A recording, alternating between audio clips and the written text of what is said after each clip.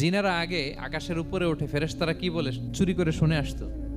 হঠাৎ জিনেরা আর উপরে যেতে পারে না, উপরে যেতে চাইলেই আগুনের পাথর মারা হয়। ঘটনা কি? সব জিনেরা বৈঠক বসালো। ঘটনা কি?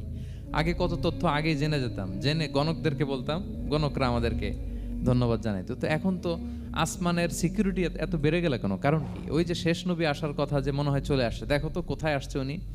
খুঁজতে খুঁজতে খুঁজতে একদল ওই দিন ফজরের সময় আল্লাহর হাবিব সাল্লাল্লাহু আলাইহি ইসলাম রক্তাক্ত হয়ে ফজরের সালাত যখন পড়তেছেন, ওই কোরআন তেলাওয়াত শুনে তারা এলাকায় যেয়ে বলল যে ইন্না সামি'না কুরআনান আজাবা, এক আজীব কোরআন শুনে আসছি, ইয়াহদি ইলা রুশদি, এই কোরআন মানুষকে হেদায়েতের পথে নিয়ে যায়। ফা আমান্না বি, আমরা ঈমান এনে ফেললাম। সুবহানাল্লাহ পড়েন।